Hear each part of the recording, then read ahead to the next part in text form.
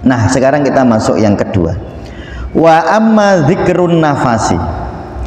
Yang kedua zikir nafas, fahuwa, zikir nafas itu zikrun, sebuah zikir ghairu masmu'in, yang enggak terdengar. Nah, bil hurufi, tidak dengan huruf, tidak terdengar dengan huruf-hurufnya, wasauti, dan tidak terdengar suaranya. Nah, sebaiknya menghembuskan nafasnya lebih panjang daripada tarikan nafasnya. Semakin panjang semakin bagus. Niki carane praktek ngeten nggih, sederhananya mangke dipraktekkan kalau pas sendirian.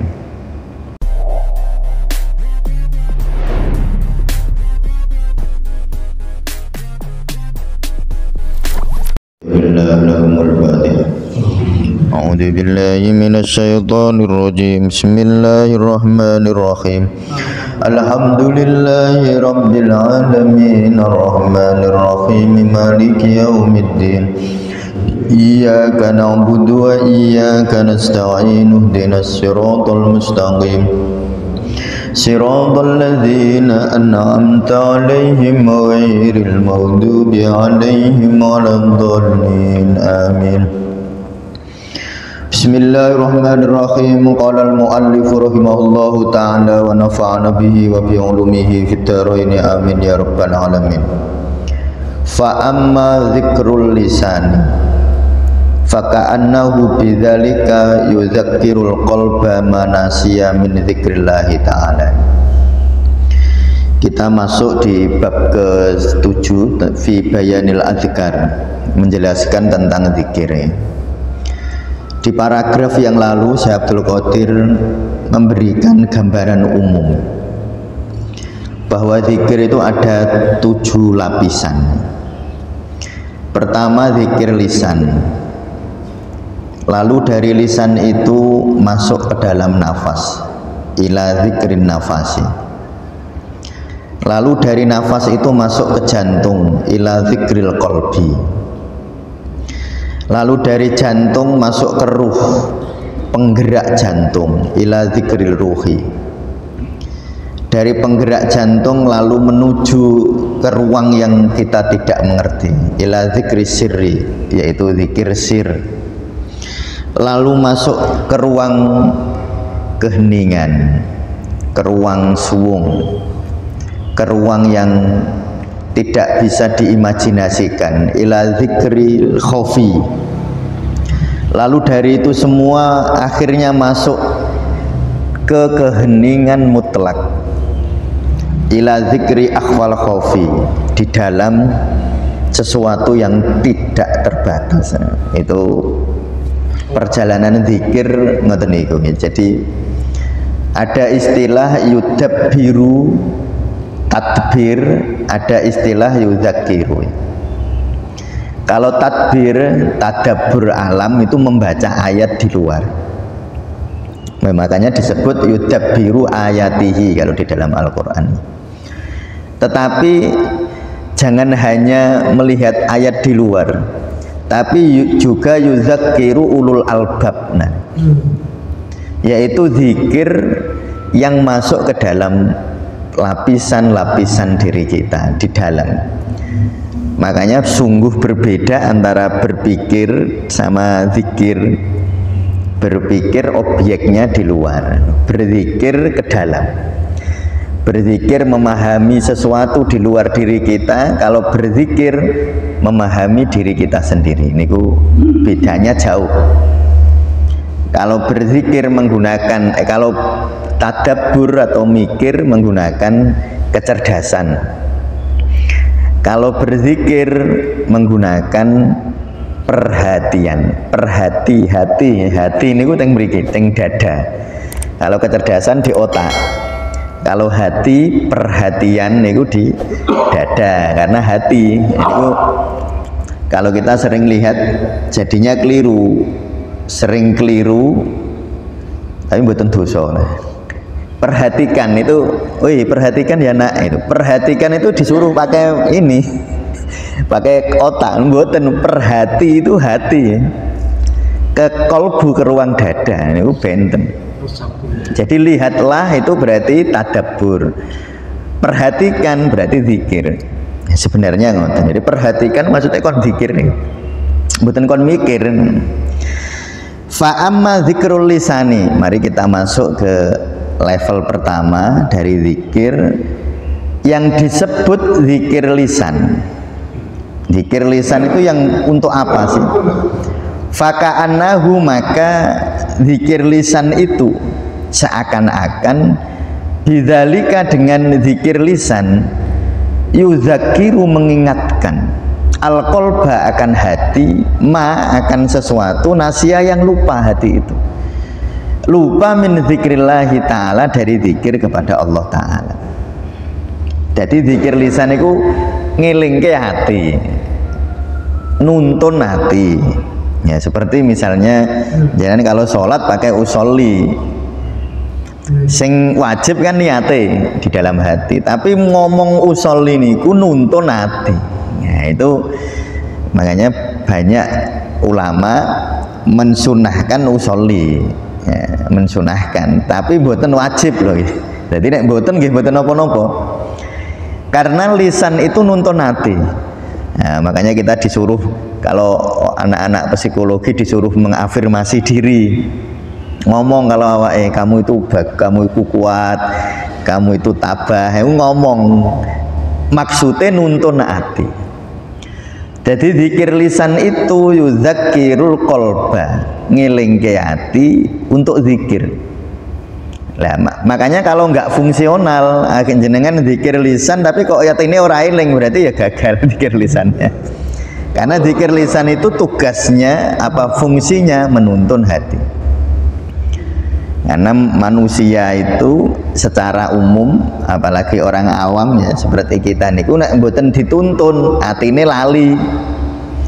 Makanya lalu sholat jamaah nggih, baiknya zikire lisan. Habis itu subhanallah subhanallah subhanallah pakai lisan, alhamdulillah alhamdulillah alhamdulillah pakai lisan, Allahu akbar Allahu akbar Allahu akbar ya pakai lisan. Tetapi kalau begitu terus berarti teng mriki terus, berarti hanya di level. Yang kedua, zikir lisan itu maksudnya menzikirkan lidah kita, ya, karena lidah niku sering jadi problem, ya, apalagi di masa-masa sekarang itu lidah kita kalau kita tidak mewaspadai bisa nyakitin orang tanpa terasa, ya, niku lidah. Makanya kon zikir lidahnya. Kalau orang-orang bijak kan ngendikan mata itu dua, lubang hidung dua, telinga itu dua. Nah, sing ning iki loro-loro nih. Tapi sing siji cuma lisan nih gitu. Kok diweni siji tok lah, siji wae. Ya, artinya orang itu lebih sedikit bicara. Dalam artian lebih sedikit bicara niku kualitasnya. Kualitasnya diperbanyak, jangan hanya mengandalkan kuantitas. Ini pertama, zikrul lisan. Nah, sekarang kita masuk yang kedua. Wa amma zikrun nafasi. Yang kedua zikir nafas, fahuwa, zikir nafas itu zikrun, sebuah zikir ghairu masmu'in, yang enggak terdengar.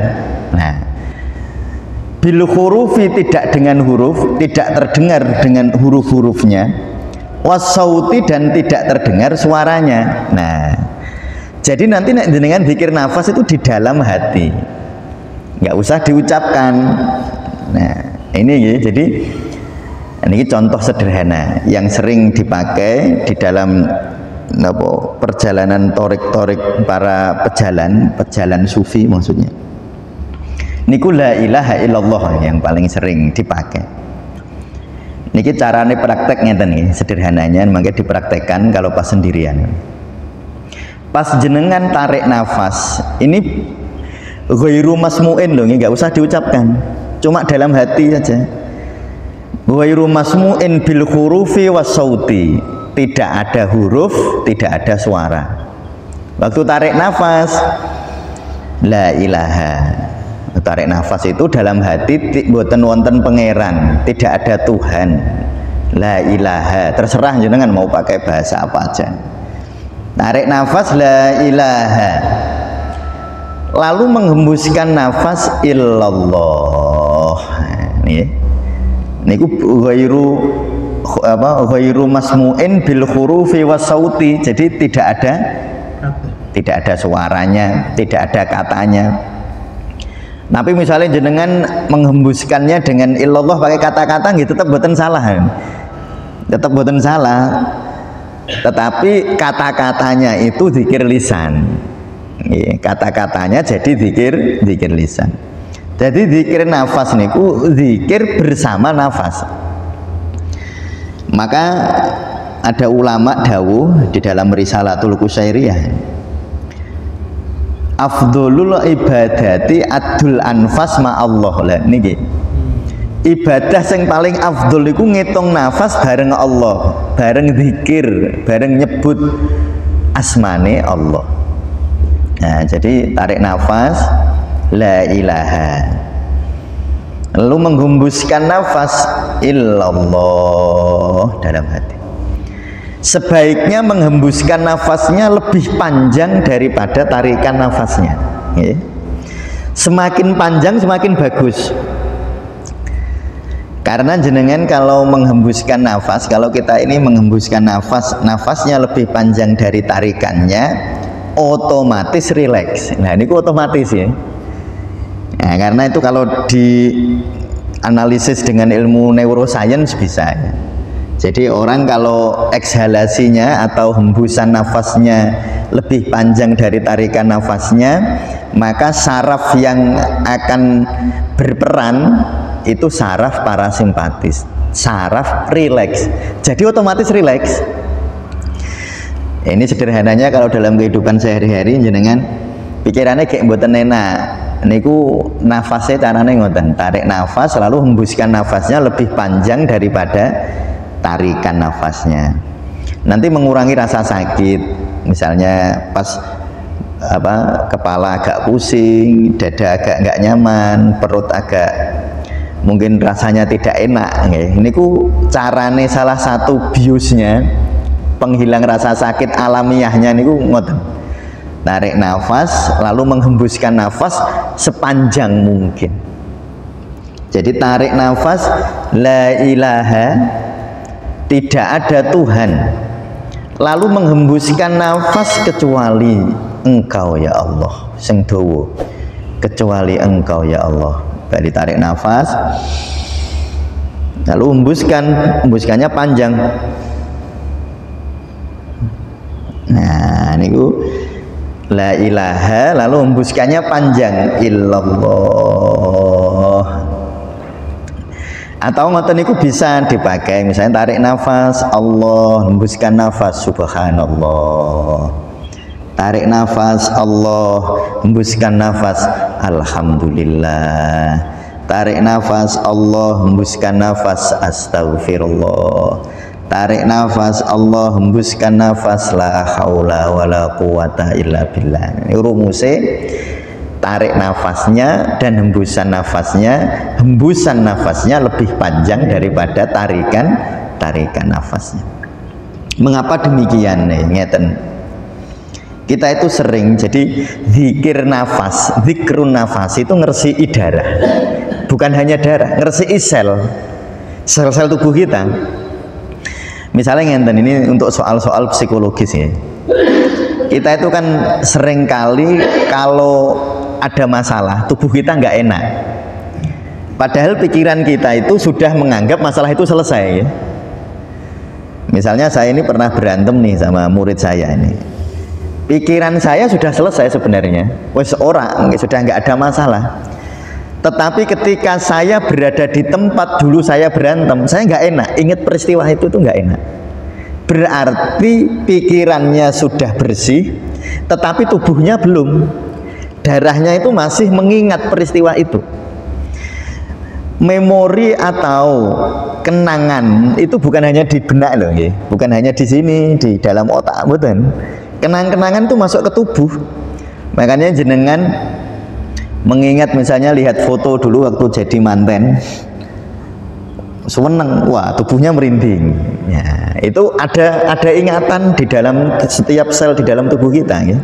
Itu ada ingatan. Ada peristiwa buruk di masa lalu, misalnya di sebuah tempat, ini yang sering terjadi, kita melihat kecelakaan mengerikan. Wah, itu jenengan sudah secara pikiran itu ora apa-apa, tapi nanti lewat tempat itu dredeg tangannya ora enak, merinding kabeh, karena respon emosi itu dipengaruhi oleh setiap sel di dalam tubuh kita. Nah, kalau orang bernafas dengan zikir, ya, jadi waktu jenengan la ilaha, nafas itu kan sebenarnya ingatan oksigen masuk ke hidung, oksigen, ya, lalu ke paru, dari paru-paru oksigen lalu diserap darah, diikat oleh hemoglobin atau Hb, jadilah ikatan HbO2, darah mengikat oksigen. Lalu oleh jantung darah ini diedarkan ke seluruh tubuh, ke setiap sel oksigen itu. Misalnya saya punya sel itu 60 triliun, karena setiap 1 kilogram berat badan itu 1 triliun sel. Jadi kalau beratnya 63, saya punya 63 triliun sel.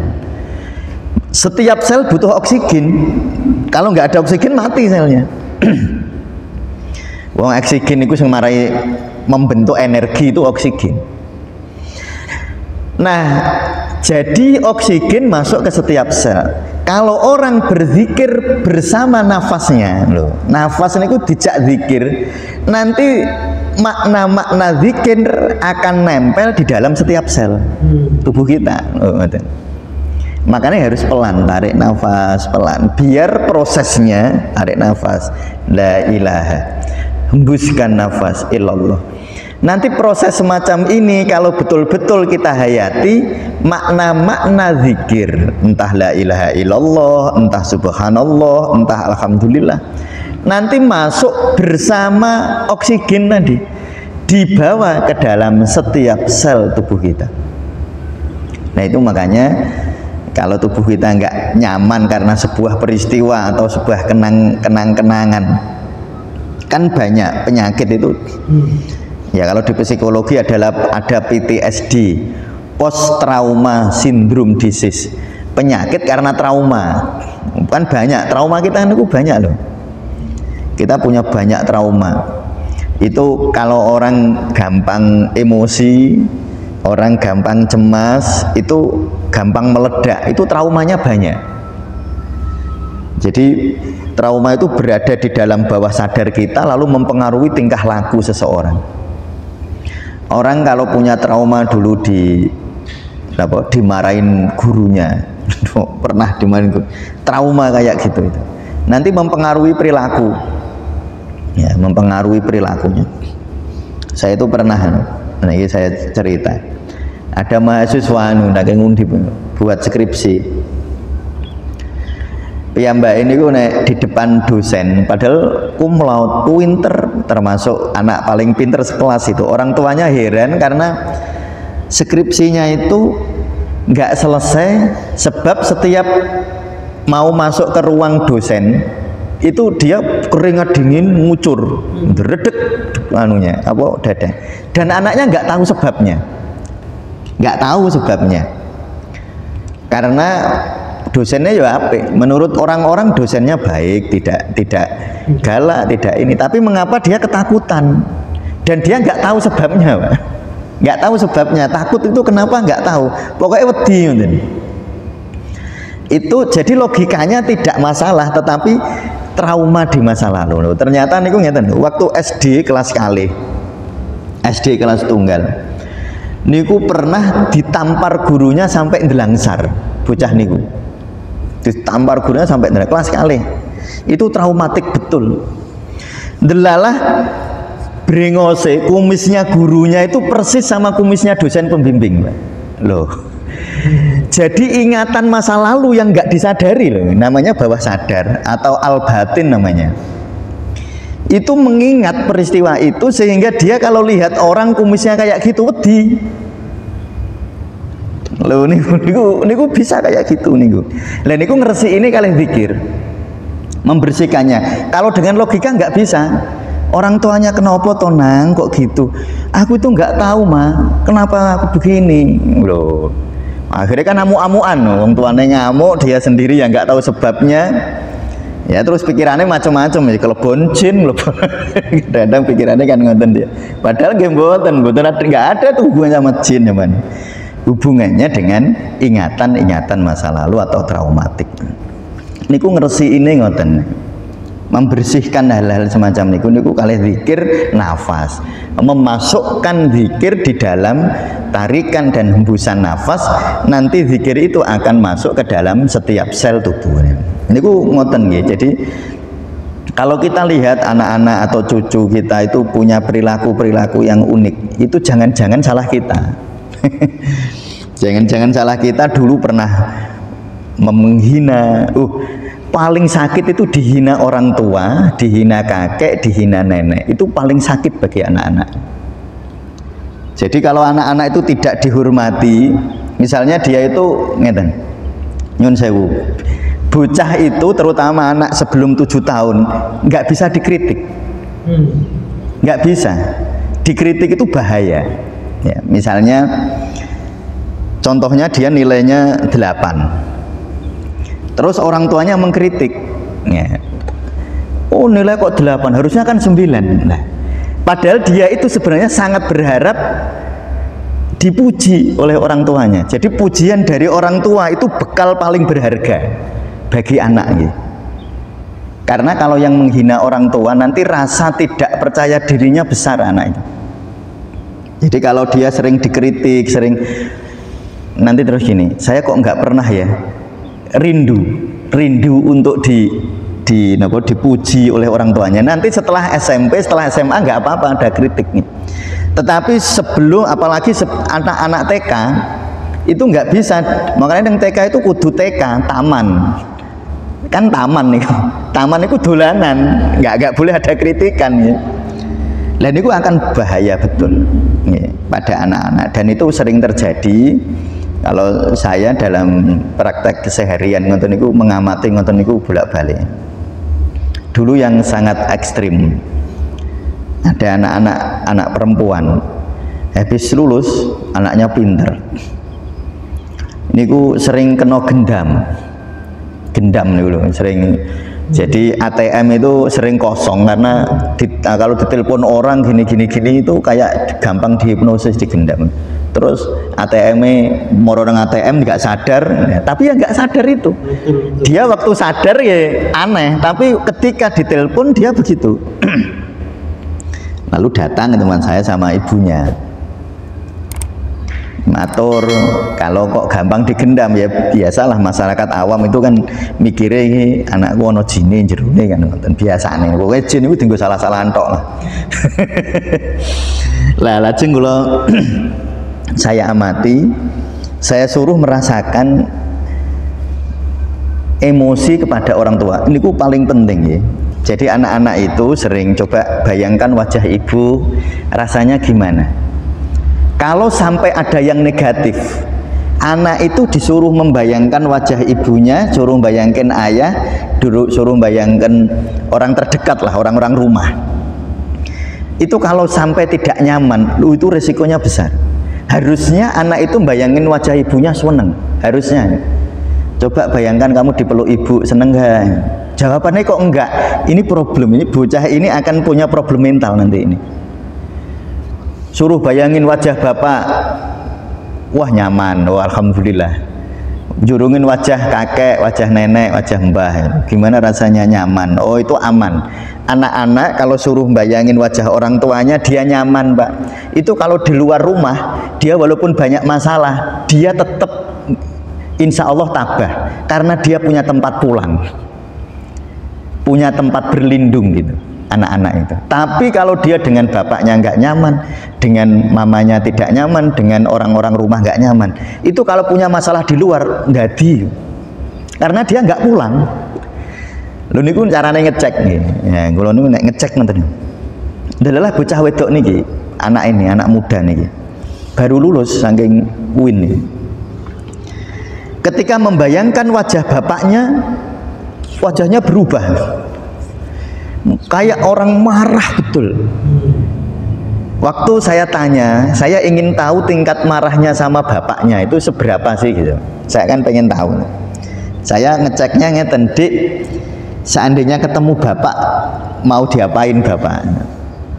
Jawabannya ya mengagetkan, mau saya bunuh katanya. Hah? Saya nggih rada kaget soalnya bocah ini ku nyuwun sewu, lemah lembut, tinggi semampai, putih. Ya itu kan kita bayangkan anak-anak semacam itu kan lemah lembut nih.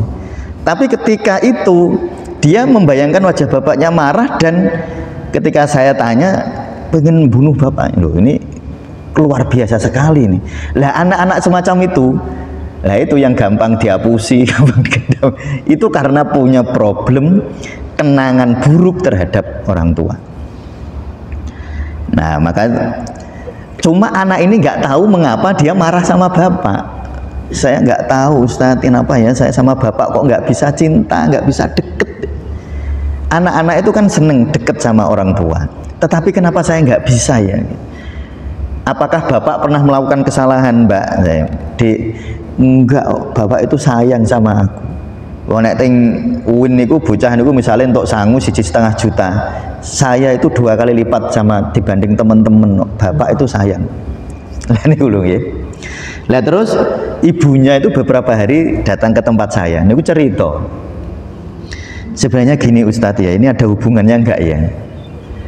Dulu itu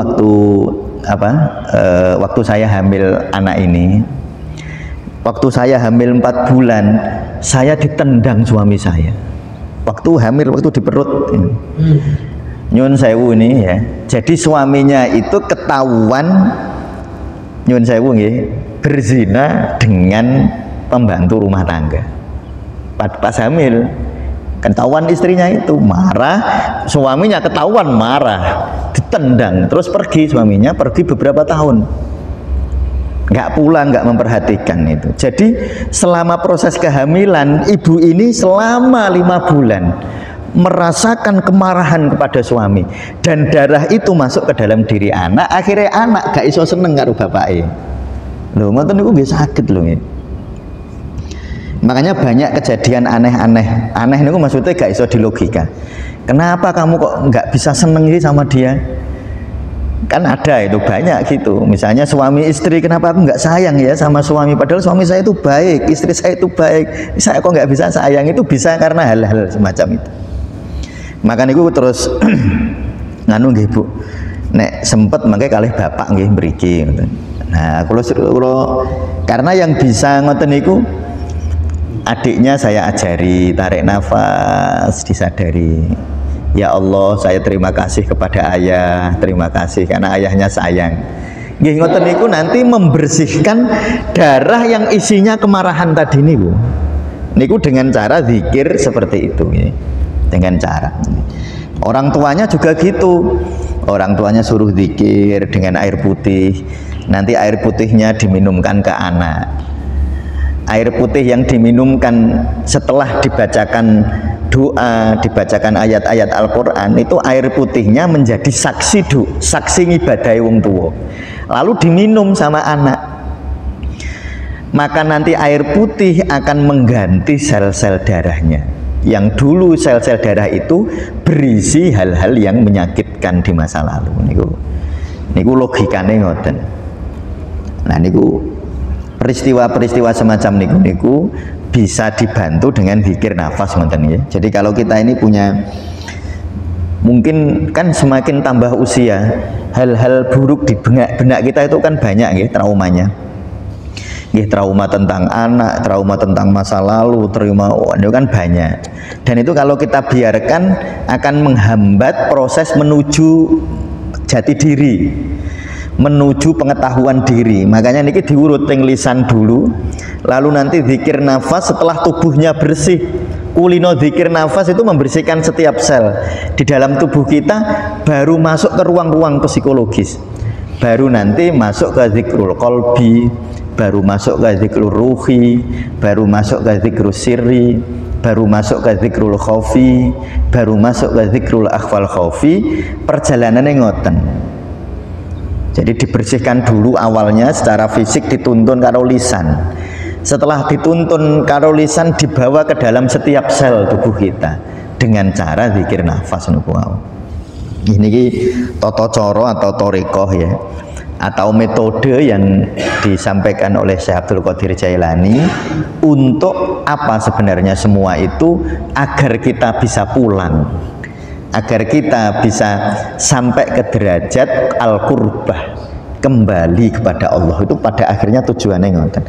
Tapi itu seringkali dihambat oleh trauma masa lalu, oleh ketidaknyamanan secara fisik, atau ketidaknyamanan secara psikologis.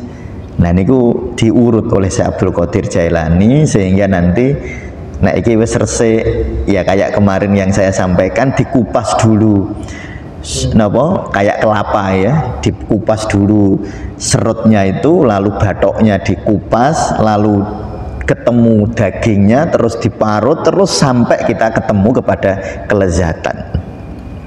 Niku tujuannya atau perjalanan zikir niku ngoten. Mugi-mugi kita dituntun Allah.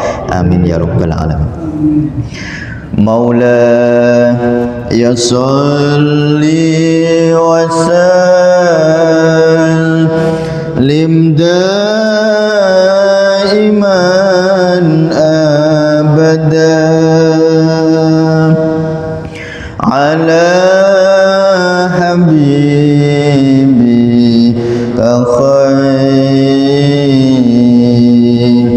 khairil khalqi kullihim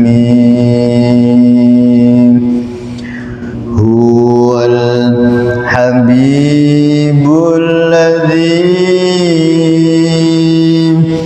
turja syafa'atuhu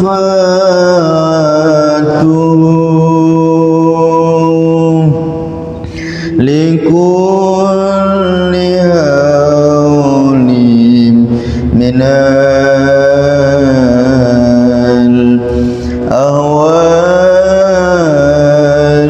muqtakhimi ya Rabbi bil Mustafa balli maqasidana waghfir lana ma madha ya